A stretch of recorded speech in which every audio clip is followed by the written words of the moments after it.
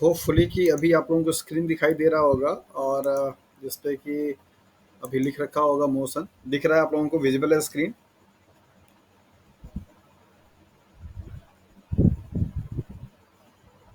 Okay.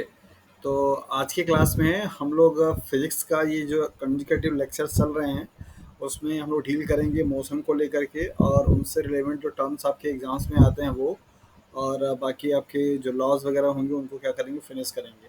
तो कोशिश हमारी ये रहेगी कि आज की इस क्लास के बाद आपका फिजिक्स का लगभग लगभग जो चीज़ें हैं वो हो जाए, और कुछ कुछ जो चीज़ें बची रहेंगी उसको फिर फर्दर एक से दो क्लास में से क्या करेंगे, बाइंड अप कर देंगे। ठीक है।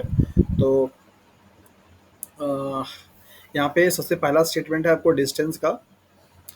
इस डिस्टेंस से आपके जो एग्ज़ाम में क्वेश्चंस बनते हैं उनके यूनिट को लेकर के कि क्या इनका यूनिट हो सकता है और इनकी प्रॉपर्टीज़ क्या हो सकती है। तो सिंपली आपको डिस्टेंस का मतलब यही होता है कि किसी भी मूविंग ऑब्जेक्ट के द्वारा जो भी कोई डिस्टेंस मतलब जो भी कोई मूवमेंट की गई हो और उसमें ऐसा कोई डायरेक्शंस की बात ना किया जा रहा हो, विदाउट डायरेक्शंस हो।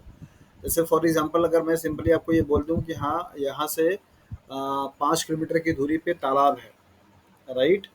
आपको मैंने ये नहीं बताया कि वो ईस्ट में है, वेस्ट में है, नॉर्थ में है या साउथ में है, सिर्फ मैंने आपको डिस्टेंस बताई है 5 किलोमीटर्स। तो ये जो मतलब कि डिस्टेंस होगा उसको, मतलब ये जो दूरी होगी उसको आप क्या करेंगे, दैट इज द डिस्टेंस के नाम से जानते हैं। तो यहाँ पे डिस्टेंस को डिफाइन किया गया कि distance the total movement of an object without any regard to the directions. मतलब जिसमें कि डायरेक्शंस का कोई रोल ना हो और किसी भी ऑब्जेक्ट के द्वारा जितनी भी डिस्टेंस मतलब जितना भी टोटल मूवमेंट किया गया हो उस मूवमेंट को बेसिकली आप डिस्टेंस के नाम से जानते हैं। तो चूंकि यहाँ पे सिर्फ और सिर्फ आपका क्या है, मतलब डायरेक्शंस नहीं है यहाँ पे सिर्फ क्या होगा, आपका मैग्नीट्यूड होगा, मतलब क्वांटिटी है कि कितना आपने दूरी या कितनी आपने मूवमेंट की हुई है। दैट इज़ वाई आप ये कह सकते हैं कि यहाँ पे डायरेक्शंस नहीं होता, सिर्फ और सिर्फ मैग्नीट्यूड होते हैं। और आपको मालूम है फिजिक्स में आपने दो क्वांटिटीज़ पढ़ी हुई हैं, स्केलर वेक्टर, स्केलर पढ़ा हुआ है और वेक्टर पढ़ा हुआ है। तो आपको ये मालूम है कि स्केलर का मतलब क्या होता है और वेक्टर का मतलब क्या होता है। जहाँ पे अगर फाइनली अमित आ ही गया, इसको एडमिट कर देते हैं, नहीं तो परेशान होता रहेगा। ओके। तो फाइनली जिसमें सिर्फ और सिर्फ क्या हो, मैग्नीट्यूड हो और कोई डायरेक्शंस ना हो, तो उसको आप क्या बोलते हैं, that is a scalar quantity के नाम से जानते हैं। तो डिस्टेंस जैसा कि आपने यहाँ पे देखा कि इसमें सिर्फ और सिर्फ आपका क्या है, मैग्नीट्यूड है। मतलब कि आपको ये क्वांटिटी मालूम है, वैल्यू आपको मालूम है कि हाँ आप कितना आपने दूरी तय किया हुआ है, मतलब कितना मूवमेंट आपने किया हुआ है। बट आपको ये नहीं पता कि आपने कौन से दिशा में किया हुआ है या फिर कोई भी ऑब्जेक्ट कौन से डायरेक्शन में जा रहा है। तो उसको आप बेसिकली क्या बोलते हैं, डिस्टेंस के नाम से जानते हैं। तो प्रॉपर्टी देख लीजिए, distance is a scalar quantity. Scalar का मतलब होता है जहाँ पे सिर्फ और सिर्फ क्या हो, मैग्नीट्यूड हो और डायरेक्शंस ना हो। As it is only depend upon the magnitude and not upon the directions. तो डायरेक्शंस पे डिपेंड नहीं करता, मतलब इसमें कोई आपको डायरेक्शंस नहीं होता। जैसा कि मैंने आपको बताया कि आपके आप जहाँ पे हैं वहाँ से 5 किलोमीटर के डिस्टेंस पे क्या है, एक तालाब है। बट इसका दिशा पता नहीं है कि दिशा आपके आप जहाँ पे खड़े हैं वहाँ से इसका डायरेक्शंस क्या होगा, ईस्ट है, वेस्ट है, नॉर्थ है, साउथ है, ये आपको आइडिया नहीं है। यहाँ पे अगला पॉइंट आपको दे रखा है कि distance can only have a positive value. मतलब कभी भी डिस्टेंस की वैल्यू, मतलब अगर डिस्टेंस को अगर मैं यहाँ पे डी से रिप्रेजेंट करूँ तो डिस्टेंस की वैल्यू कभी भी नेगेटिव नहीं हो सकती है, और इसकी वैल्यू जीरो भी नहीं हो सकती है। अगर किसी भी ऑब्जेक्ट का, अगर कोई मूविंग ऑब्जेक्ट है, अगर वो मूव कर रहा है तो उसका डिस्टेंस जीरो नहीं हो सकता है। तो ना ही नेगेटिव वैल्यू होगी और ना ही उसका जीरो वैल्यू होगा। जब भी होगा उसमें कोई पॉजिटिव वैल्यू होगी। हाँ, रेस्ट वाली बॉडी का डिस्टेंस आपका जीरो हो सकता है, बट जनरली हम लोग ऐसी बात जब भी करते हैं तो वहाँ पे ऑब्जेक्ट को कंसिडर करते हैं कि मूविंग बॉडी है। तो इसके लिए स्टेटमेंट आपको दिया गया, और ये वाला स्टेटमेंट आपके एग्जाम में ऑप्शंस बन करके आता है कि डिस्टेंस के रिगार्डिंग में कौन सा स्टेटमेंट सही है या गलत है। आप याद रखिएगा कि डिस्टेंस किसी भी ऑब्जेक्ट के द्वारा टोटल जो मूव किया गया, मीन्स मूवमेंट किया गया जो मूवमेंट होगा उसको आप बेसिकली डिस्टेंस बोलते हैं, जिसमें कोई डायरेक्शंस नहीं होता। और चूंकि डायरेक्शंस अगर नहीं है तो ये एक स्केलर क्वांटिटी हो जाएगी, जो कि सिर्फ डिपेंड करेगा मैग्नीट्यूड पे, मतलब कि कितना अमाउंट है, कितना मात्रा है, उसके डायरेक्शंस पे डिपेंड नहीं करेगा। और इसकी वैल्यू हमेशा सिर्फ और सिर्फ क्या होगी, पॉजिटिव ही होगी। यहाँ पर आप देख सकते हैं ये फिगर के हेल्प से आपको ये समझाया जा रहा है कि मान लीजिए कोई एक लड़का है यहाँ पे जो कि ओरिजिन ए से क्या करता है, स्टार्ट करता है मूव करना। ये यहाँ से लेकर के बेसिकली क्या किया, यहाँ मूव किया बी पॉइंट तक, इसके बाद फिर क्या किया, ये यहाँ तक बी सी पॉइंट तक मूव किया, राइट। और यहाँ पे आपको जो दिखाया जा रहा है कि पॉइंट से जाते हुए, तो ये जो टोटल इसके द्वारा जो मूवमेंट किया गया, यही इसका क्या होगा, डिस्टेंस हो जाएगा। तो अगर इसका इस केस में अगर ए टू सी अगर आपसे डिस्टेंस पूछा जाएगा, तो बेसिकली आप डिस्टेंस बराबर क्या लिख देंगे, 4 + 3 = 7, राइट। तो यहाँ पे ये जो रेड वाला आपको एरो दिखाई दे रहा है, ये इस साइकिल पे बैठे हुए बच्चे के द्वारा मूवमेंट किया गया टोटल एरिया है कि कितना वो मूवमेंट किया हुआ है, यहाँ से लेकर के यहाँ से लेकर के यहाँ तक का, उसको आप डिस्टेंस बोलते हैं। यहाँ पे कोई भी डायरेक्शंस की बात नहीं की जा रही है। अगला स्टेटमेंट है आपके लिए यहाँ पे कि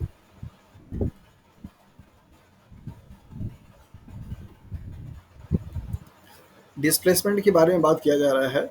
डिस्प्लेसमेंट का मतलब होता है कि यहाँ पे दिया गया कि किसी भी ऑब्जेक्ट के द्वारा जो इनिशियल और फाइनल, जैसे सपोज यहाँ पे मान लीजिए कि ये हमारा क्या हो जाएगा, इनिशियल हो जाएगा, और ये हमारा क्या हो जाएगा, दैट इज द फाइनल हो जाएगा। तो किसी भी ऑब्जेक्ट के द्वारा टोटल जो डिस्टेंस ट्रेवल किया गया है, उसमें से जो शॉर्टेस्ट रूट होगा इनिशियल और फाइनल के बीच बीच का, उसको बेसिकली आप क्या बोलते हैं, दैट इज द डिस्प्लेसमेंट के नाम से जानते हैं। तो यहाँ पे स्टेटमेंट आपको दिया जा रहा है, the shortest distance measured from the initial to the final of an object is known as the displacement. किसी भी ऑब्जेक्ट का इनिशियल से फाइनल के बीच का जो मेजरमेंट होगा, उसको बेसिकली हम डिस्प्लेसमेंट के नाम से जानते हैं। चूँकि यहाँ पे डायरेक्शंस की बात किया जाता है, मतलब कि आपको पता होता है कि फॉर एग्जांपल आपने सपोज यहाँ से स्टार्ट किया, आप पहले ईस्ट के डायरेक्शंस में क्या कर रहे हैं, 5 किलोमीटर चल रहे हैं, आपको दिया जाता है कि 5 किलोमीटर आपने कहाँ पे चला, ईस्ट के में चला। फिर इसके बाद आप यहाँ से क्या कर रहे हैं, आप सपोज कीजिए वेस्ट में चल रहे हैं 5 किलोमीटर। फिर इसके बाद क्या कर रहे हैं, आप नॉर्थ में चल रहे हैं 5 किलोमीटर। इस तरीके से आपको यहाँ पे डायरेक्शंस भी दिया जाता है। तो जब आपके पास मैग्नीट्यूड के साथ साथ में आपका डायरेक्शंस भी हो, तो ऐसे क्वांटिटीज़ को बेसिकली आप वेक्टर के नाम से जानते हैं। तो चूँकि डिस्प्लेसमेंट में डिस्टेंस के साथ साथ में आपको डायरेक्शंस भी है, दैट इज़ वाई आप इसको बोल सकते हैं कि ये एक क्या है, वेक्टर क्वांटिटी है। तो यहाँ पे दे रखा है कि displacement is a vector quantity as it is depend upon the both magnitude and directions of an object, कि जो भी ऑब्जेक्ट आपका मूव कर रहा है उसके मैग्नीट्यूड पे कि कितना वो चला हुआ है और कौन सा उसका डायरेक्शंस है, कौन सी डायरेक्शंस में जा रहा है। जैसे मैं आपको बताऊं कि सपोज रमेश 10 किलोमीटर की दूरी तय करता है इस डायरेक्शन में, तो ये आपका क्या कहलाएगा, दैट इज, ये बताता है आपका, that is the vector quantity. और रमेश सिर्फ 10 किलोमीटर चला है, ये आपको बताता है स्केलर क्वांटिटी। किस दिशा में चला है ये पता आपको नहीं है। यहाँ पे बताया जा रहा है कि डिस्प्लेसमेंट कैन भी पॉजिटिव हो सकता है, नेगेटिव हो सकता है, ज़ीरो भी हो सकता है। पॉजिटिव, नेगेटिव, ज़ीरो, ये तीनों वैल्यू आपको यहाँ पे दे रखी है कि ये आपकी वैल्यू तीनों हो सकती है। ज़रा इसको आप ध्यान से समझ लीजिए कैसे ये बोल रहा है। सबसे पहले अगर देख लीजिए, मान लीजिए कि ये कोई लड़का है जो कि यहाँ ए से क्या करता है, स्टार्ट करता है, तो ये इसका क्या होगा, आपका इनिशियल स्टेज हो जाएगा। अगर मान लीजिए यहाँ से ए से बी गया और बी से सी गया और सी से फिर डी आया, फिर से डी क्या किया, ए आ गया, इस केस में डिस्प्लेसमेंट बराबर क्या हो जाएगा आपका, ज़ीरो। इसने डिस्टेंस जो ट्रेवल किया, मान लीजिए डिस्टेंस यहाँ पे 3 किलोमीटर है, यहाँ पे 5 किलोमीटर है, और यहाँ पे 5 किलोमीटर है, यहाँ पे 3 किलोमीटर है, राइट। तो टोटल डिस्टेंस तो उसने कितना तय किया, 3 + 5 + 3 + 5 = 16। 16 किलोमीटर का इसने क्या किया, डिस्टेंस ट्रेवल किया है, लेकिन डिस्प्लेसमेंट क्या हो जाएगा, जीरो हो जाएगा। ऐसा इसलिए क्योंकि जहाँ से वो चला था वहीं आकर फिर से क्या हो गया है, स्टॉप हो गया है। तो फाइनल और इनिशियल चूंकि लोकेशन एक हो जाएगी, दैट इज़ वाई इसका डिस्प्लेसमेंट क्या हो जाएगा, जीरो हो जाएगा। दूसरा, यहाँ पर आपको पॉजिटिव की वैल्यू और नेगेटिव की वैल्यू कैसे होगी, आप यहाँ पे इसको देख लीजिए।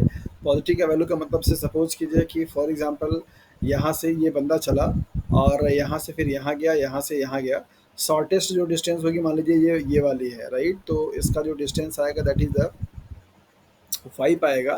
तो इस केस में डिस्प्लेसमेंट की वैल्यू कितनी हो जाएगी, 5 किलोमीटर, 5 मीटर हो जाएगी फॉर एग्जांपल। ये वैल्यू होगी इसकी पॉजिटिव वाली। नेगेटिव कब होगा, जब ये इसी डायरेक्शन में जहाँ से चला था इससे ज़्यादा और आगे चला आएगा, तो जो आपकी इनिशियल वैल्यू थी वो इनिशियल वैल्यू आपको कम हो जाएगी, फाइनल वाली वैल्यू क्या हो जाएगी, ज़्यादा हो जाएगी। तो इनिशियल मतलब फाइनल अगर आप करेंगे तो वैल्यू किस में आएगी, आपकी नेगेटिव में आएगी। तो डिस्प्लेसमेंट की वैल्यू आपकी पॉजिटिव भी हो सकती है, नेगेटिव भी हो सकती है, ज़ीरो भी हो सकता है। डिस्प्लेसमेंट एक वेक्टर क्वांटिटी है क्योंकि इसमें डायरेक्शंस भी होता है, मैग्नीट्यूड भी होते हैं। डिस्टेंस आपका सिर्फ और सिर्फ स्केलर क्वांटिटी है क्योंकि वहाँ पे डायरेक्शंस नहीं होता, सिर्फ और सिर्फ मैग्नीट्यूड होता है। डिस्टेंस और डिस्प्लेसमेंट दोनों ही आपके डिस्टेंस मतलब ट्रेवल जो कर रहा है कोई ऑब्जेक्ट, उसके बारे में इंफॉर्मेशन देता है। फ़र्क सिर्फ इतना है कि डिस्प्लेसमेंट आपको डायरेक्शंस भी बताता है, जैसे ट्रेन जा रही है, राइट, कहाँ जा रही है ये पता है। सपोज अगर मैं बोलूँ आपसे कि ट्रेन 30 किलोमीटर प्रति घंटे के हिसाब से चल रही है, ये इन्फॉर्मेशन आपकी इनकम्प्लीट है, ये सिर्फ और सिर्फ डिस्टेंस को बताएगा। अगर मैं आपसे ये बोलूँ कि ट्रेन 30 किलोमीटर पर घंटे पर आवर्स के हिसाब से ईस्ट की डायरेक्शन में जा रही है या इलाहाबाद की तरफ जा रही है, तो ये आपको कंप्लीट इन्फॉर्मेशन है कि अच्छा ट्रेन किधर की तरफ जा रही है, मतलब वो डिस्प्लेसमेंट हो रहा है। So this is all about the displacement and distance. आपसे एग्जाम में जो सवाल यहाँ से पूछा जा सकता है और जो क्वेश्चन आपसे बनते हैं डिस्टेंस और डिस्प्लेसमेंट का दे करके स्टेटमेंट आपसे पूछा गया कौन सा स्टेटमेंट इसके लिए सही है या कौन सा इसमें गलत है, खास करके ये वाले पॉइंट से और स्केलर और वेक्टर वाले क्वांटिटी के पॉइंट से। तो होपफुली कि आप लोगों को स्केलर और वेक्टर का जो कॉन्सेप्ट है वो समझ में आ गया होगा। मैंने आपको बताया कि स्केलर ऐसे क्वांटिटीज़ होते हैं जिनमें सिर्फ और सिर्फ क्या होता है, मैग्नीट्यूड होता है, कोई डायरेक्शन वहाँ पे नहीं होता। तो मैग्नीट्यूड अगर होगा तो उसको आप स्केलर बोलेंगे, दोनों होगा तो उसे आप वेक्टर के नाम से जानते हैं। आपके लिए यहाँ पे कुछ सवाल है, देखें कि आप लोगों ने कितने ध्यान से इस लेक्चर को भी अटेंड किया है। An object moving moves along with the grid through a point A, B, C, D, E, and F as shown below. The side of the square's tiles measure 0.5 kilometer. Calculate the distance covered by the moving object. पहला question, find the magnitude of displacement of the object. Figure रहा आपके सामने ये, यहाँ पे figure आपको दे रखा है और ये बता रहा है कि ये वाली जो डिस्टेंस है, चाहे ये वाली चाहे ये वाली, ये आपको 0.5 किलोमीटर के का वैल्यू आपको बता रहा है। पूछ रहा है कि calculate the distance covered by the moving body या मूविंग ऑब्जेक्ट। तो जरा फटाफट करके आप लोग बताइए, तो सब लोग हैं ना जुड़े?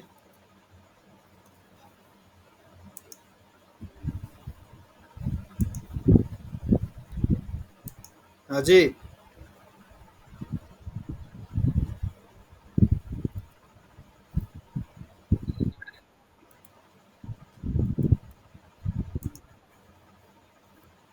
देखिए पहले अगर यहाँ पे अगर आप देखेंगे डिस्टेंस पहले निकाल लेते हैं, तो डिस्टेंस बराबर क्या हो जाएगा, यहाँ पे हो जाएगा आपका पहले ए प्लस बी हो जाएगा, इसके बाद यहाँ पे बी प्लस सी की वैल्यू हो जाएगी, या ए बी बोल सकते हैं इस तरीके से। डिस्टेंस बराबर क्या हो जाएगा, A B plus B C plus C D plus D E plus E F कर सकते हैं। तो ए और बी के बीच में कितना ग्रिड है, 1 2 3 4 5 एंड 6। तो 0.5 का एक है, इसका मतलब कितना हो जाएगा 3। तो यहाँ पे क्या लिखेंगे 3, प्लस बी और सी कितना है, यहाँ पे 1 एंड 2 है, इसका मतलब कितना हो जाएगा 1। और सी और डी में कितना है 1 2 3, मतलब कितना हो जाएगा 1.5, प्लस डी और ई में कितना है सिर्फ 1 है, तो कितना हो जाएगा 0.5, प्लस ई और एफ में कितना है 0.5। तो ये आप यहाँ पे जोड़ दीजिए, कितना हो जाएगा 3 1 4 और 4 2 6 और 6.5। तो 6.5 अगर मान लीजिए आपका क्या है ये मीटर, ये है आपकी डिस्प्लेसमेंट की वैल्यू, सॉरी डिस्टेंस की वैल्यू। पूछ रहा है डिस्प्लेसमेंट की वैल्यू कितनी होगी, मतलब डिस्प्लेसमेंट आपसे पूछ रहा है। तो डिस्प्लेसमेंट को डिफाइन आप करते हैं कि किसी भी ऑब्जेक्ट का जो इनिशियल और फाइनल आपका जो लोकेशन है उसका सबसे शॉर्टेस्ट जो पाथ होगा उसको आप डिस्प्लेसमेंट बोलते हैं। तो यहाँ पर आप देखिए, अगर ये वाली लाइन अगर आप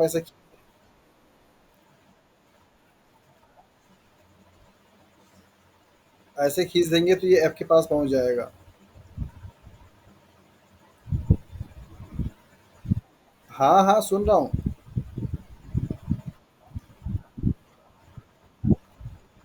बताइए आप लोग बताइए।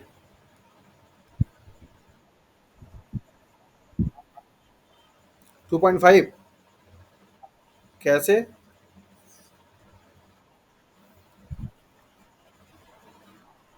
हाँ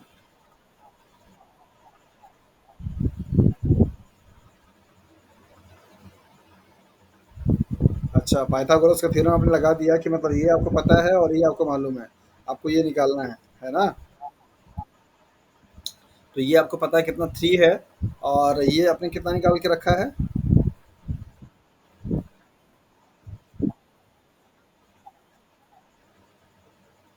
ये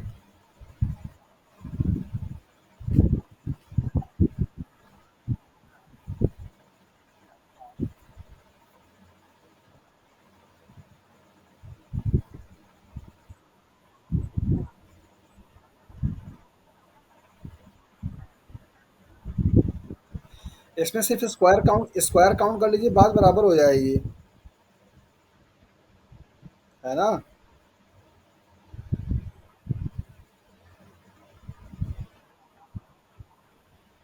हाँ, सारे साइड इक्वल होंगे।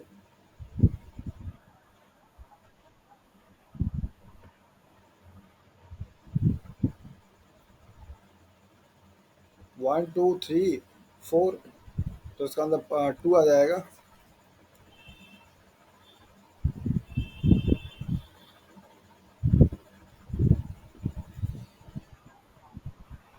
चलिए, वेरी गुड। अगला क्वेश्चन देखिए आपके पास क्या है। Which of the following is true for displacement?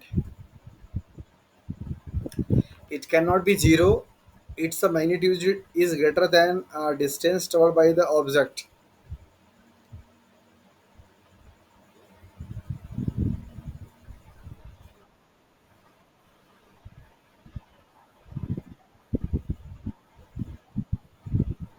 Which of the following is true for displacement? It cannot be zero, its magnitude is greater than the distance traveled by the object। बताइए। अरे भाई, अभी displacement में आपको पढ़ाया गया कि displacement की वैल्यू जीरो भी हो सकती है, माइनस भी हो सकती है, और पॉजिटिव भी हो सकती है, पढ़ाया गया ना? तो यहाँ पे स्टेटमेंट दे रखा कैन नॉट बी जीरो, तो ये सही कैसे है? यही सही हो जाएगा, ट्रू पूछ रहा है ना। हाँ, it can not be zero मतलब कि ये बोल रहा है कि क्या मतलब जीरो नहीं हो सकता, जबकि ये गलत स्टेटमेंट, जीरो हो सकता है।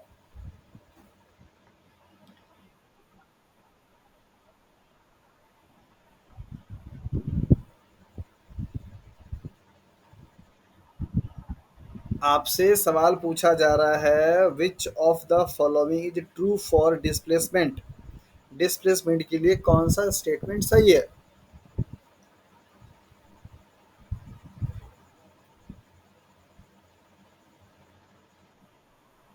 कैसे फर्स्ट वाला सही है? मतलब अभी अभी जस्ट आपने पढ़ा कि डिस्प्लेसमेंट की वैल्यू जीरो हो सकती है, माइनस हो सकती है, प्लस हो सकती है, और यहाँ पे दे रहा कैन नॉट बी जीरो, आप उसको सही बता रहे हैं।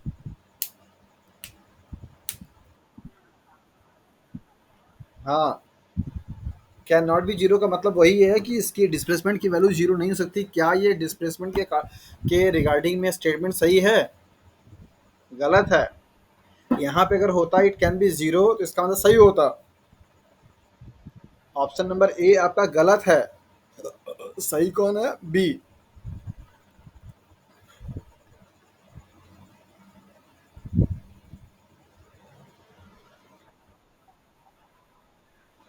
नहीं, मतलब हमेशा नहीं होगा, वो पूछ रहा है कि the magnitude is greater than the distance travelled by the object.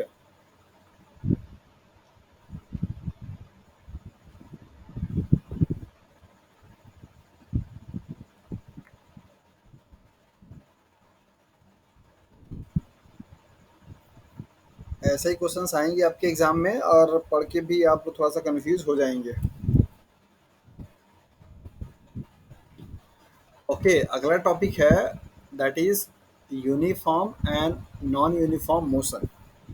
तो फर्स्ट ऑफ ऑल, मोशन को आपने अच्छे तरीके से जाना है कि जब भी कोई ऑब्जेक्ट अगर मूव कर रहा हो अपनी पोजीशन से, या वो खुद मूव कर रहा हो, या उसके सापेक्ष में कोई चीज़ मूव कर रही हो, तो दोनों ही कंडीशंस में उसका मोशन ख्याल आएगा। जैसे फॉर एग्जाम्पल, मतलब उसकी जो करंट है, जो पोजीशंस है, अगर वो टाइम इंटरवल पे क्या है, उसका पोजीशंस अगर चेंज हो रहा है, तो उस केस में आप बोलते हैं कि वो क्या कर रहा है, मोशन कर रहा होता है।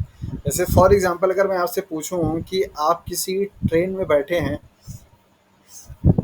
राइट, और आपकी गाड़ी 60 किलोमीटर प्रति घंटा की चाल से चल रही है और आप यहाँ पे बैठे हैं, आपका मोशन कितना होगा आप बता पाएंगे? आपकी स्पीड कितनी होगी?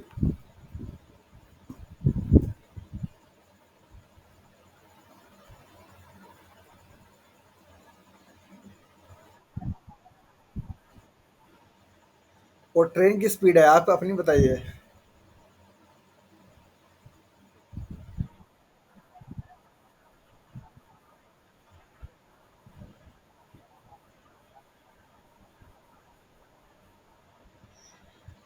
आपकी जो स्पीड है वो, आपका जो स्पीड है दो सापेक्ष है वहाँ पे, एक तो ट्रेन के बाहर का और एक ट्रेन के अंदर का।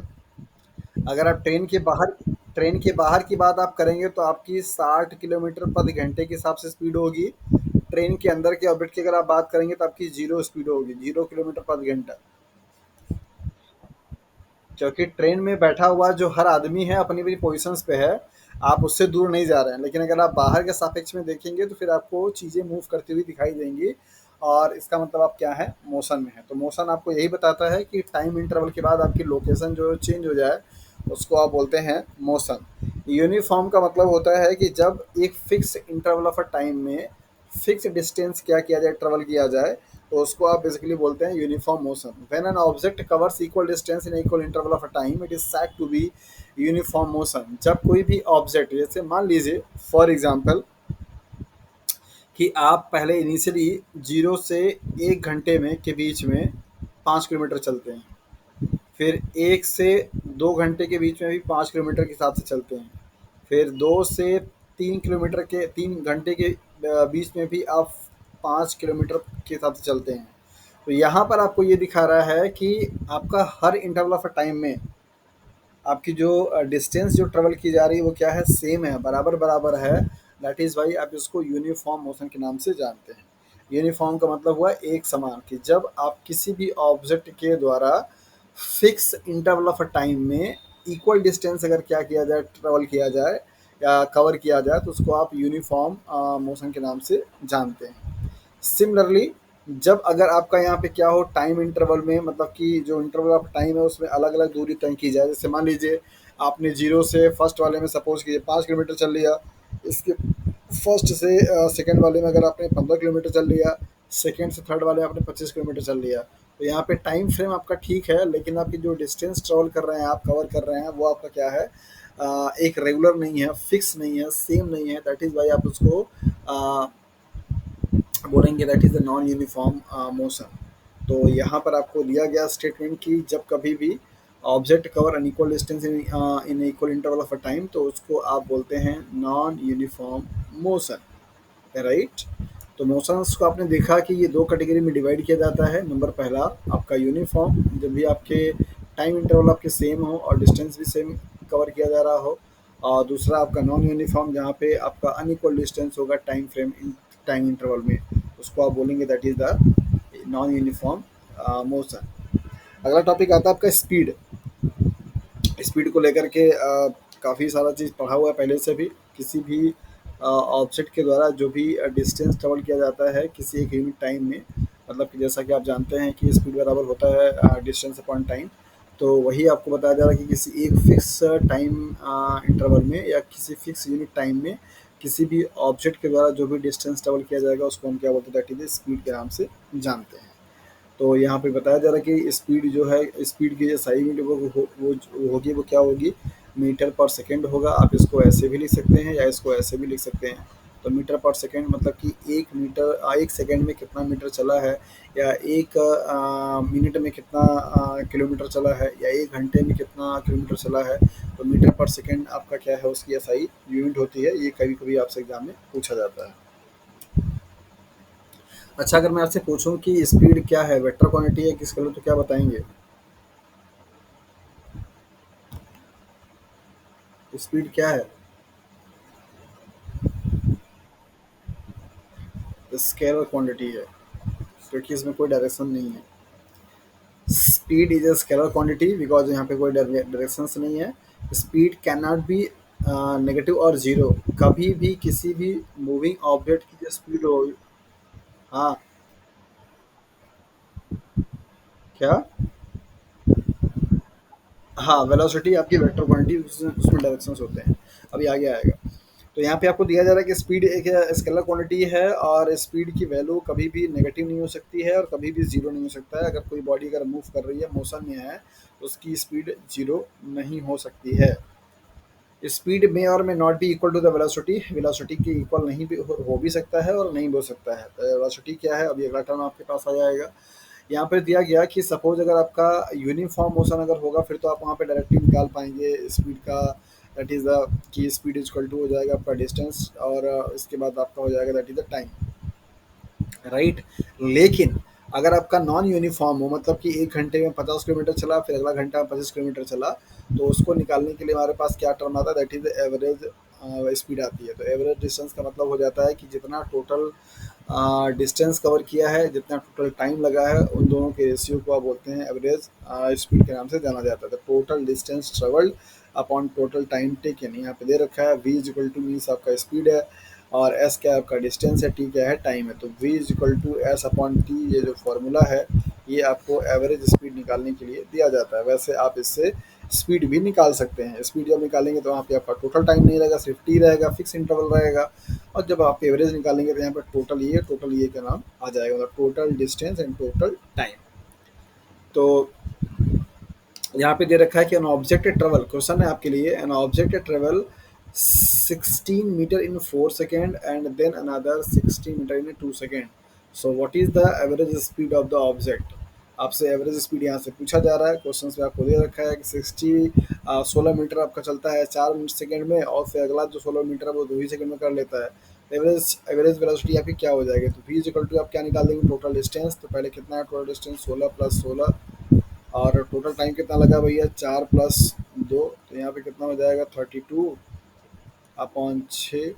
तो इसको जब डिवाइड कर देंगे, जो वैल्यू आपकी आएगी, 6×5 = 30 आ जाएगा, और 6×2 = 12 आ जाएगा, 5.2। ये आपकी आएगी मीटर में है, तो मीटर पर सेकेंड की वैल्यू आपकी आएगी इसकी speed, average speed. Okay, now next है वेलोसिटी। वेलोसिटी है जो बेसिकली वो आपका क्या है, एक वेक्टर क्वांटिटी है। और वेलोसिटी के लिए आपको बताया जाता है कि यहाँ पे स्पीड के साथ साथ में आपका क्या हो, डायरेक्शंस भी हो। आपको मालूम हो कि आपकी ट्रेन किस दिशा में जा रही है, तो उसको आप वेलोसिटी के नाम से जानते हैं। So velocity is the speed of an object moving in defined direction. किसी भी ऑब्जेक्ट का जो कि मूव कर रहा है, अगर उसमें डिफिनेट आपका डायरेक्शंस हो, तो उसको आप वेलोसिटी के नाम से जानते हैं। तो बेसिकली इसमें आपका मैग्नीट्यूड होगा और डायरेक्शंस होगा, तो ये वेक्टर क्वांटिटी हो जाएगी। और velocity can be zero, negative और पॉजिटिव। ध्यान दीजिएगा, डिस्प्लेसमेंट भी आपका सेम यही स्टेटमेंट लेकर के आया था कि जीरो पॉजिटिव और नेगेटिव हो सकता है। वेलोसिटी भी आपको सेम स्टेटमेंट लेकर के आ रहा है कि जीरो पॉजिटिव और नेगेटिव भी हो सकती है। क्या कभी किसी ऑब्जेक्ट की वेलोसिटी नेगेटिव हो सकती है? सच में ऐसा हो सकता है? अभी देखेंगे और आपको ग्राफ भी समझाएंगे, ग्राफ भी बताएंगे कि ग्राफ से क्वेश्चन आते हैं। पहले आप इसको देख लीजिए। Velocity is measured in meter per second. जैसा कि आप स्पीड स्पीड की जो यूनिट होती है वही सेम यूनिट आपकी होती है वेलोसिटी की, सिर्फ वहाँ पे डायरेक्शंस होता है। डायरेक्शंस के लिए कोई यूनिट आपका नहीं आता है। तो सेम वही चीज़ है, वेलोसिटी भी आपकी क्या हो सकती है, यूनिफॉर्म हो सकती है और नॉन यूनिफॉर्म हो सकती है। तो यूनिफॉर्म अगर होगी फिर तो आप उसका निकाल सकते हैं वही सेम वैसे ही जैसे कि डिस्टेंस अपॉन टाइम से। बट यहाँ पे जब आपका नॉन यूनिफॉर्म होगा, तो वहाँ पे एवरेज वेलोसिटी निकालने के लिए आपको क्या होगा, initial velocity plus final velocity upon 2। मतलब एवरेज वेलोसिटी को आप डिफाइन करते हैं कैसे, it is the arithmetic mean of a final and initial velocity. किसी भी ऑब्जेक्ट का जो एवरेज आपकी वेलोसिटी होगी, वो अरिथमेटिक मीन होती है उसके फाइनल और इनिशियल वेलोसिटी के। जैसे सपोज अगर पहला वाला वही क्वेश्चन अगर हम लोग बोल दें कि स्टार्टिंग में मान लीजिए इसका 16 किलोमीटर प्रति घंटे के हिसाब से इसकी स्पीड थी, प्रति पर आवर्स के। इसके बाद आपका इसका चल करके आपका 28 किलोमीटर पर आवर्स हो जाता है। तो उसको आप निकालेंगे तो क्या निकालेंगे, तो यही आपको दे रहा है। इनिशियल वेलोसिटी कितनी हो जाएगी 16, और फाइनल कितना हो जाएगा आपका 28। तो इन दोनों का मीन जो निकल करके आएगा वही आपकी क्या हो जाएगी, एवरेज वेलोसिटी हो जाएगी। तो एवरेज वेलोसिटी निकालने के लिए आपको इनिशियल प्लस फाइनल करना पड़ता है, डिवाइड बाई 2 करना पड़ता है, मतलब कि उसकी अरिथमेटिक मीन निकालनी पड़ती है। तो वी एवरेज यहाँ पे दे रखा है, V U plus V upon 2, यहाँ पे आपका ये इनिशियल वेलोसिटी है, ये फाइनल वेलोसिटी है। तो दोनों को रख करके आप निकाल सकते हैं आसानी से। तो आपके लिए यहाँ पे ग्राफ है, ग्राफ देख करके आपको बताना होता है कि ये ग्राफ किस चीज़ को शो कर रहा है। तो ये ग्राफ आपका बेसिकली किसका है, दैट इज द स्पीड का बोल सकते हैं आप, या मोशन का बोल सकते हैं। यहाँ पे देखिए ये यूनिफॉर्म को दिखाई दे रहा है। स्टार्टिंग में देखिए 0 से लेकर के 20, 20 से 40, 20 से 60, मतलब यहाँ पे 20 का क्या है, डिफरेंसेस है। तो आप यहाँ पे देखिए कि जब ये आपका 10 चला, मतलब यहाँ पे चला, तो ये एक डॉट आपको यहाँ पे दिखाई दे रहा है। फिर ये जब 10 यहाँ पे चला तो आपको यहाँ पे ऐसा दिखाई दे रहा है। ये 10 और ये ऐसे आपको यहाँ मिलता हुआ दिखाई दे रहा है।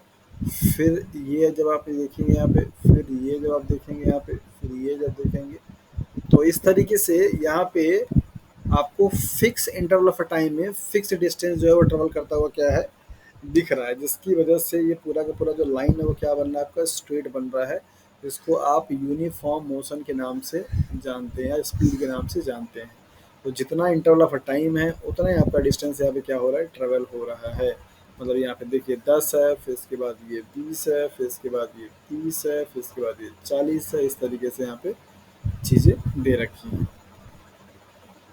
तो ये ग्राफ आपका जो है वो किसका है, यूनिफॉर्म का। इसके बाद यहाँ पे वेलोसिटी लिख रखा है। ये वेलोसिटी में आपको दिखाई दे रहा है कि जैसे जैसे टाइम आपकी बढ़ रही है, ये वेलोसिटी की वैल्यू क्या हो रही है, आपकी घट रही है। इसको आप बोलते हैं रिटार्डेशन।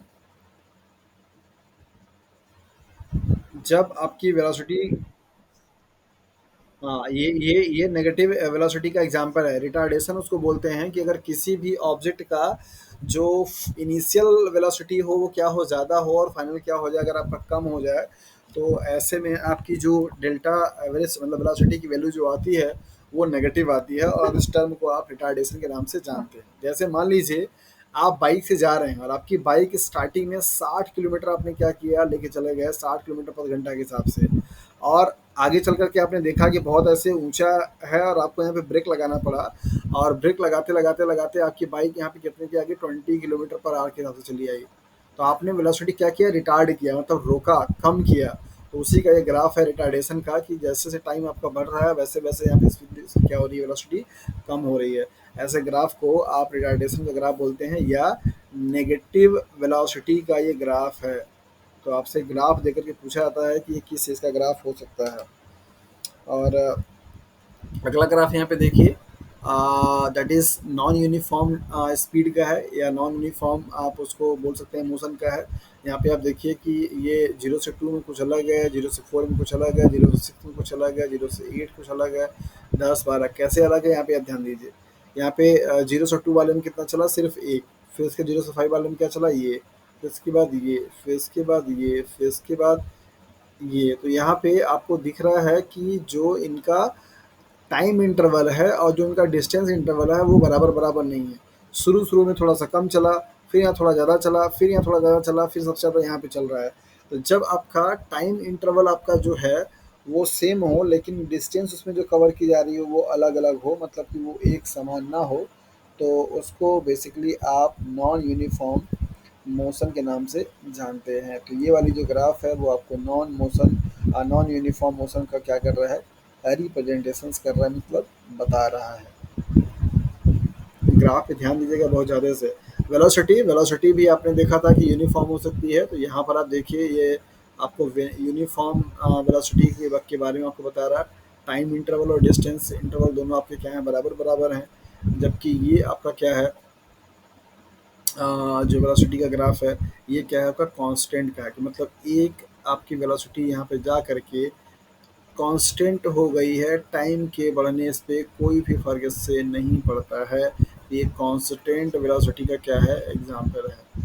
ये ग्राफ आपके लिए बहुत बहुत ही इम्पोर्टेंट है, क्योंकि यहाँ से ग्राफ को दे करके आपसे पूछा जाता है कि इसमें से कौन सा ग्राफ किस चीज़ को रिप्रेजेंट कर रहा है, तो ये आपका है यूनिफॉर्म स्पीड का या यूनिफॉर्म मोशन का, ये है आपका रिटार्डेशन का, ये है non uniform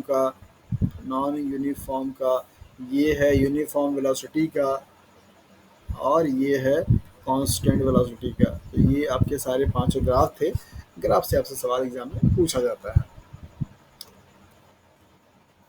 okay, so now come to the laws of motions. Motions को लेकर के न्यूटन्स ने तीन लॉ दिए, जिनको कि कभी कभी आपसे डायरेक्टली दे करके पूछ लिया जाता है कि हाँ ये किस चीज़ के एग्जांपल्स हैं, या एग्जांपल देकर के आपसे पूछा जाएगा कि इसमें से कौन सा एग्जांपल लॉ को, फर्स्ट लॉ को, सेकेंड लॉ को या थर्ड लॉ को फॉलो करता है।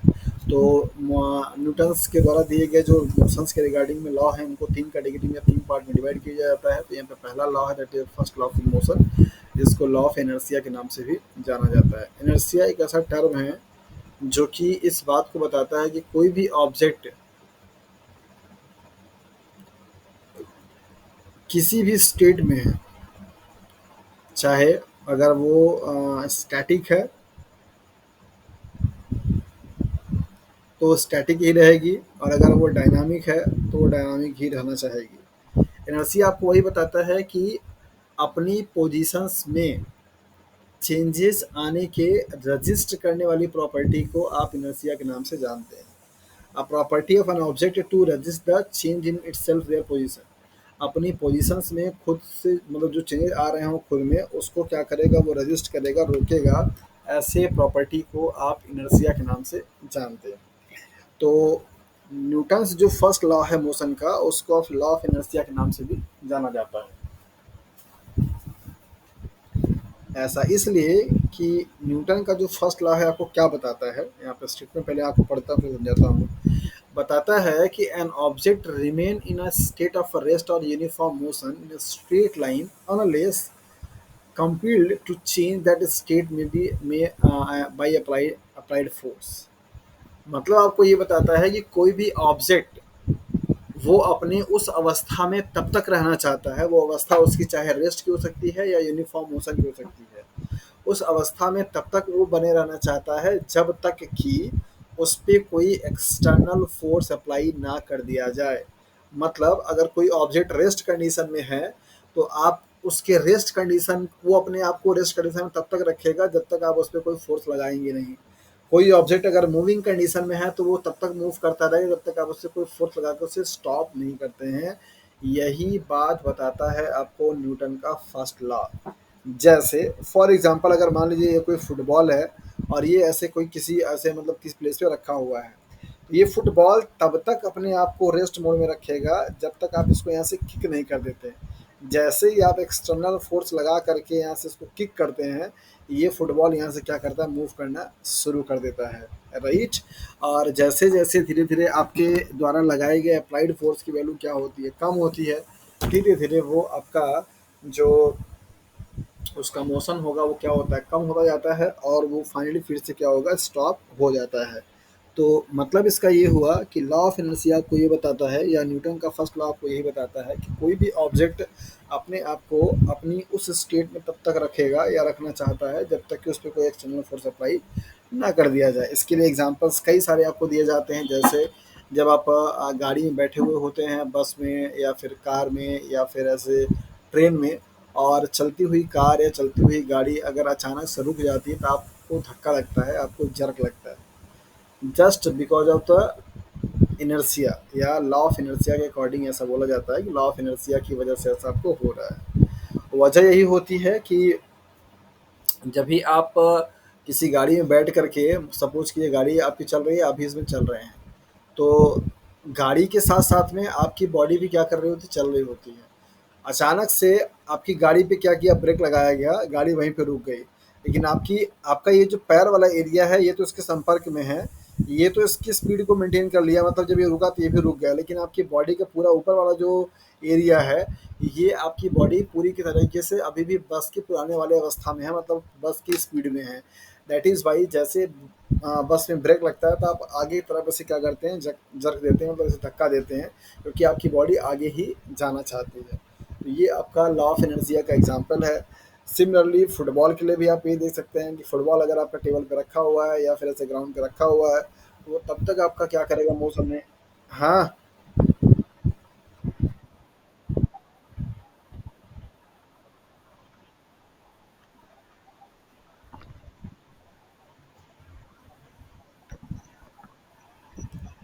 जर्क नहीं लगेगा फिर। अगर कोई बॉडी लेटी हुई है, आप आपने देखा होगा कि जब आप ट्रेन में लेटे हुए रहते हैं, तो ट्रेन के रुकने से फिर आपको जर्क बहुत कम लगता है ना के बराबर।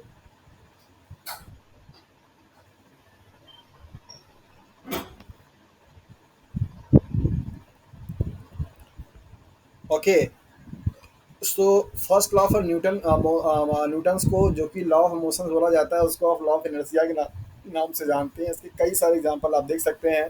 जैसे अगर कोई गाड़ी रेस्ट मोड मोड में है, खड़ी हुई है, वो तब तक नहीं चलेगी जब तक आप उसको कोई ऐसे पुशअप नहीं करते हैं, मतलब धक्का नहीं देते हैं, या फिर आप उसमें फोर्स लगा कर से स्टार्ट करके चलाने की कोशिश नहीं करते हैं, तब तक वो क्या करेगी, आपकी चलती मतलब ऐसे रेस्ट मोड पे रहेगी। ऐसे ही कोई आपके टेबल पे रखा हुआ कोई भी ऑब्जेक्ट है, कोई बॉल है, वो तब तक स्लाइड नहीं करेगा या तब तक मूव नहीं करेगा जब तक कि आप उस पे एक्सटर्नल फोर्स लगा करके उसको मूव नहीं कराते हैं, just because of the inertia. आपको मालूम होगा कि अगर कोई भी ऑब्जेक्ट किसी ऐसे सरफेस पे रखा हुआ होता है, तो इस ऑब्जेक्ट और सरफेस के बीच में बेसिकली यहाँ पे क्या होता है, फ्रिक्शन फोर्स काम करता है, राइट। और यही इसको क्या करता है, रोके रहने के लिए काम जरूरत आती है। जैसे आप यहाँ पे फोर्स लगाते हैं, तो आपके द्वारा लगाया गया जो फोर्स होता है, इन दोनों ऑब्जेक्ट के बीच में लगने वाली जो फ्रिक्शन फोर्स होती है, उसकी वैल्यू कम हो जाती है, वैल्यू क्या होती है, ज़्यादा हो जाती है। ये मूव करना क्या करता है, शुरू कर देता है। आप देखे होंगे कि जब आप फुटबॉल को किक करते हैं, तो स्टार्टिंग में तो बड़ी स्पीड से भागती है वो, लेकिन धीरे धीरे जाते जाते क्या होती है, उसकी स्पीड कम हो जाती है। ऐसा क्यों? ऐसा इसलिए कि इस ऑब्जेक्ट पे और इस सरफेस पे हमेशा आपका फोर्स ऑफ अट्रैक्शन लग रहा था, that is the friction force. और जैसे जैसे आपकी डिस्टेंस बढ़ रही थी बॉल की, आपके द्वारा लगाया गया जो फोर्स था उसकी मैग्नीट्यूड क्या हो रही थी, कम हो रही थी। और जब जब जब धीरे धीरे कम हो गई और फ्रिक्शन फोर्स की वैल्यू क्या हो गया, ज़्यादा हो गया। जब आपकी बॉडी मूव करेगी, यहाँ पे बॉल आपका मूव कर रहा है, तो फ्रिक्शन फोर्स की वैल्यू क्या हो रही है, कम हो जा रही है अप्लाइड फोर्स से, राइट। लेकिन जब आपकी बॉडी फिर से मतलब ये जो फुटबॉल है फिर से आपका रेस्ट में आ जा रहा है, तो फ्रिक्शन फोर्स की वैल्यू क्या होगी, ज़्यादा हो जाएगी as compare to the applied force से। यही कारण है कि कुछ देरी के बाद आपका जो जो बॉल होती है, फुटबॉल होता है, वो क्या होता है, रुक जाता है। कोई भी बल्लेबाज जब बॉल को ऐसे मारता है, तो मारने के बाद आप देखिए कि बॉल धीरे धीरे जाते जाते, अगर कोई उसे ना भी पकड़े तो भी एक टाइम ऐसा आएगा कि वो जाके फाइनली क्या करती है, रुक जाती है। क्योंकि बॉल और अर्थ के सरफेस में क्या लगता है आपका, वहाँ पे attraction force means friction force लगेगा। और उस बल्लेबाज के द्वारा लगाई गई जो एक्सटर्नल फोर्स होती है, जिसकी वजह से वो बॉल जो है आपकी अलग दिशा में जा रही थी, वो धीरे धीरे क्या होती है, कम हो जाती है। और सरफेस पे, अर्थ के सरफेस पे बॉल आपकी क्या होती है, रुक जाती है, क्योंकि उसका फोर्स ऑफ अट्रैक्शन क्या होता है, वो ज़्यादा हो जाता है। सेकंड लॉ, बेसिकली न्यूटन्स के सेकंड लॉ को हम लोग मोमेंटम के लॉ के नाम से भी जाना जाता है, लॉ ऑफ मोमेंटम का। तो मोमेंटम का मतलब होता है कि किसी भी ऑब्जेक्ट में क्या होना, मोशन का आ जाना। The second law of motion state that the rate of a change of a momentum of an object is proportional to the applied unbalance force in the direction of a force. इसको आप P बराबर mv के नाम से भी जानते हैं कि अगर किसी भी मोमेंटम का मतलब होता है किसी भी ऑब्जेक्ट का जो मास है, उसमें लगने वाली जो आपकी मतलब कि जो वेलोसिटी होगी, जो आप उस पर वो लगा रहे हैं, फोर्स लगा रहे हैं, वो उन दोनों का जो प्रोडक्ट होगा, वही उसका क्या कहलाएगा, मोमेंटम कहलाएगा, राइट। तो ये आपको बताता है कि सेकेंड लॉ कि मतलब सेकेंड लॉ स्टेट दैट के rate of a change of momentum, जो किसी भी ऑब्जेक्ट के मोमेंटम में जो चेंजेस होगा, वो प्रोपोर्शनल होगा उस पे लगने वाले अनबैलेंस फोर्स, और वो फोर्स के डायरेक्शंस में होना चाहिए, राइट। अगर उसके डायरेक्शंस में होगा तो बेसिकली उसके मोमेंटम में क्या आएगी, चेंजेस आएगी। और उसी चेंजेस को बेसिकली आप law of motion, second law of motion के नाम से जानते हैं। जैसे फॉर एग्जांपल, जब बॉलर बॉल को फेंकता है, तो उस टाइम पे जो फोर्स वो अप्लाई करता है, वो बैट्समैन की तरफ होती है, राइट, डायरेक्शंस वहाँ पे होता है। लेकिन बैट्समैन अपना फोर्स लगा करके उस बॉल के डायरेक्शन को क्या करता है, चेंज कर देता है। तो जब आप देखेंगे कि जब फास्टर बॉलिंग होती है, फास्टर कोई बॉलिंग करता है और उस गेंदबाज को अगर कोई सामने स्टेडियम पे मारना चाहता है तो उसको फोर्स ज़्यादा लगाना पड़ता है। जबकि अगर वो बैक साइड में मारना चाहता है, सिर्फ बल्ला ऐसे कर्व करता है और बॉलर की जो स्पीड होती है उसी स्पीड से बल्लेबाज का क्या होता है, काम हो जाता है। तो अगर जिस डायरेक्शंस में फोर्स लगा हुआ है उसी डायरेक्शंस में आपने फोर्स अगर अप्लाई किया तो आपको फोर्स कम लगाना पड़ेगा।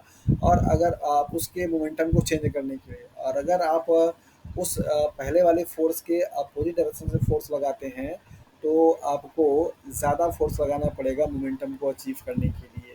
सबसे बेस्ट एग्जांपल मैंने आपको दे दिया क्रिकेट का, कि जब कोई बॉलर गेंदबाजी करता है तो उस अगर फास्ट बॉलर है, जो बैट्समैन होता है वो बैट्समैन अगर उसके बॉल को स्ट्रेट ड्राइव करता है, मतलब कि सीधे मारना चाहता है, तो उसको फोर्स ज़्यादा लगाना पड़ता है। जबकि अगर बैक साइड में कोई शॉट प्ले कर देता है तो सिर्फ हल्का सा बल्ला टच कराता है, पूरा का पूरा बॉल आपका बाउंड्री के बाहर चली जाती है, निकल जाती है। तो ये आपका सेकंड लॉ का एग्जांपल है। दूसरा ये भी है, जैसे आप जब कैच पकड़ते हैं, कभी आपने देखा होगा कि जब भी कोई फील्डर होता है कैच जब पकड़ता है तो बॉल आने के बाद बॉल अपनी तरफ क्या करता है, इसे खींच लेता है। तो अगर आपने बॉल की जो दिशा थी उसकी दिशा में ही आपने क्या किया, बल लगा दिया, तो आपको हाथ में क्या करेगा, जंग कम लगेगा। और अगर आपने ऐसे बॉल को पकड़ करके अगर आप उसके अपोजिट में ऐसे धक्का दे रहे हैं तो फिर आपकी हाथ में चोट ज़्यादा लगेगी और फिर आपको प्रॉब्लम ज़्यादा हो सकता है, क्रिकेट की बॉल आपकी छूट भी जाए। इसीलिए आप देखे होंगे जितने भी क्रिकेटर होते हैं कैच पकड़ने के बाद उसको हमेशा ऐसे अपनी नीचे तरफ खींचते हैं, नीचे तरफ खींच करके अपने जर्व क्या करते हैं, कम करते हैं, मतलब कि उस आने वाली बॉल का जो डायरेक्शन था उसी के डायरेक्शन में उसको पुल करते हैं ताकि उस पर जर्व जो है उनको कम महसूस हो। तो ये आपको बताता है सेकेंड लॉ। थर्ड लॉ क्या बताता है? थर्ड लॉ को आप एक्शंस एंड रिएक्शंस के लॉ के नाम से भी जानते हैं। किसी भी ऑब्जेक्ट पे लगने वाला जो आपका एक फोर्स होगा, मतलब इसको क्या आप एक्शन बोल सकते हैं, उतना ही सेम फोर्स अपोजिट डायरेक्शंस में वो ऑब्जेक्ट भी क्या करता है, इंसर्ट करता है, एक्सर्ट करता है। जैसे अगर सपोज कि आप अपने हाथ को ऐसे दीवार पे मारते हैं, अगर आप हल्के से टच करते हैं तो आपको हल्का जर्क लगता है। आप अगर गुस्से में हैं और बहुत तेज़ से मार देते हैं दीवार पे तो आपको बहुत तेज़ जर्क लगता है। उसके पीछे कारण यही है कि जितने फोर्स से आपने अपनी दिशा में मारा था उतने ही फोर्स से वो दीवार आपको आपकी अपोजिट दिशा में क्या कर रहा है, टकराव दे रहा है, जिसकी वजह से आपको क्या हो रही है, चोट लग रही है। तो यही आपको बताता है एक्शंस और रिएक्शंस का law, that is the third law. Similarly जब भी किसी आप नाव से जब आप उतर रहे होते हैं तो आप जब किनारे आकर के आप ऐसे जंप मार करके आना चाहते हैं किनारे पे, तो आप क्या करते हैं, नाव पे जंप मारते हैं। तो जितनी तेज़ी से आप ऐसे पैर से नाव को धक्का देते हैं उतने ही तेज़ी से नाव आपको क्या करता है, धक्का देता है और आप तुरंत के तुरंत क्या करते हैं, बाहर आ जाते हैं। सेम यही काम होता है बुलेट फायरिंग में भी। जब किसी बंदूक से जब बुलेट की फायरिंग की जाती है तो जितनी स्पीड से वो बुलेट जाता है उतनी स्पीड से पीछे तरफ क्या करता है, बंदूक जर्क लगाता है, धक्का देता है, आपको हाथ आपका काम ज़्यादा जर्क लग जाती है। राइट, ऐसे ही मतलब एरोप्लेन भी क्या करते हैं, मूव करते हैं, जितनी स्पीड से वो जा रहा होता है उतनी स्पीड से हवा उसको क्या कर रही होती है, पीछे की तरफ पुल कर रही होती है, ताकि वो आसानी से क्या हो, आगे की तरफ निकल जाए।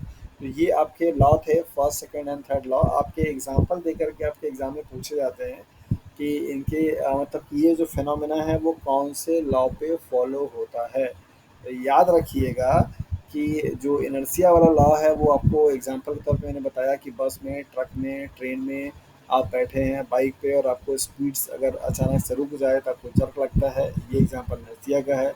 दूसरा क्रिकेट के बॉल को कैच करना, क्रिकेट के बॉल को डायरेक्शन दे देना, या जैसे जो कराटेबाज होते हैं उनका ऐसे पूरा जो पत्थर का या ईंट का बना हुआ था उसको तोड़ देना, ये सब आपके एग्जांपल किसके हैं, सेकेंड लॉ के। थर्ड लॉ के एग्जांपल आपने देखा कि जैसे नाव से उतरना या फिर बंदूक का फायरिंग होना या फिर वॉल दीवार पे ऐसे मारना, ये सब आपके एग्जांपल किसके हैं, थर्ड लॉ। हाँ, नाव से मैंने आपको ये बताया कि अमित की मान लीजिए कि ये आपका तालाब है और ये तालाब का किनारा है, यहाँ पे आपका क्या है, ऐसे नाव है और आप यहाँ पे क्या है, बैठे हुए हैं। जब भी आप आते हैं यहाँ पे किनारे पे तो आप क्या करते हैं, जैसे मान लीजिए किनारे पर अगर आपका आ गया, जब आप यहाँ पे उतरने वाले होते हैं तो आप बहुत तेज़ से जंप लगाते हैं यहाँ आने के लिए, है ना। तो जितनी तेज़ी से आप जंप लगाते हैं आपका पैर नाव को उतनी तेज़ क्या करता है, पीछे ढकेलता है ना। जब ये नाव को आप पीछे ढकेल रहे होते हैं, सेम उतने ही फोर्स से ये नाव आपको आगे की तरफ ढकेल रहा होता है। दैट इज वाई आप आगे आसानी से क्या कर पाते हैं, जंप कर पाते हैं। सेम यही चीज होती है चलने के टाइम पे। आपका जो पैर होता है, ये पैर आपका यहाँ जमीन से क्या है, ऐसे टच हुआ है। आप जितनी तेजी से इस जमीन को पीछे ढकेलते हैं, मतलब छोड़ रहे होते हैं, उतने ही तेजी से ये जमीन आपको आगे की तरफ क्या कर रहा होता है, मूव करा रहा होता है। जिसकी वजह से जब आप दौड़ते हैं, आपने नोटिस किया होगा दौड़ने के टाइम पर आपका पैर जमीन को बहुत तेज तेज क्या करता है, पीछे फेंकता है, पीछे फेंकता है, पीछे फेंकता है। और उतनी तेजी से आपको जमीन क्या करती है, आगे की तरफ फेंकती है, मतलब आप आगे की तरफ भाग रहे होते हैं।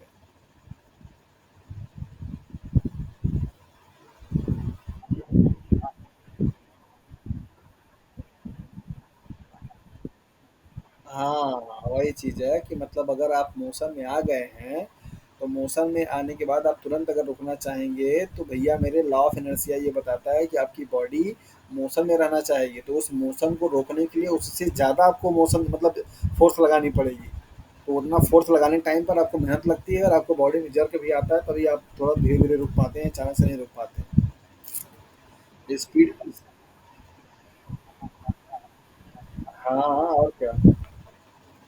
अब जैसे जो स्पीड में गाड़ियाँ होती हैं, उनमें क्या होता है, पता लगा 80 90 100 की स्पीड से गाड़ी चल रही है, अचानक से आपको ब्रेक लगाना पड़ेगा। तो भाई आप ब्रेक लगाएंगे, इतनी स्पीड में गाड़ी है, उतनी स्पीड की गाड़ी को फिर से जीरो कर देने के लिए आपको बहुत फोर्स लगाना पड़ता है। ताकि भाई ब्रेक पूरा एकदम स्लिप कर जाता है, मतलब आपने ज़बरदस्ती ब्रेक लगाया, तो जो टायर और ज़मीन के बीच में लगने वाला फ्रिक्शन फोर्स था, वो उतना मजबूत नहीं है।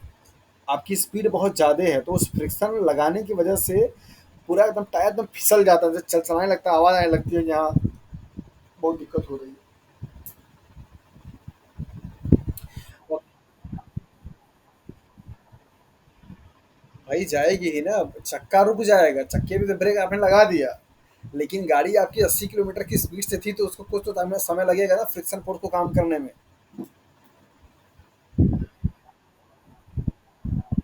हाँ, वही वही वही वही चीज़, वही चीज़। सो इस तरीके से फिजिक्स का आपका ये वाला जो पोर्शन था खत्म हो गया। कल आपको पढ़ाएंगे साइंस एंड टेक्नोलॉजी, जहाँ से मैंने देखा कुछ कुछ क्वेश्चंस आए हुए हैं। और इसके बाद आपका मतलब कल सैटरडे है तो ख़त्म हो जाएगा, संडे को आपका टेस्ट रहेगा पूरे फिजिक्स का, ठीक है, जो भी रहेगा। इसके बाद मंडे से फिर आपको बायोलॉजी स्टार्ट करेंगे।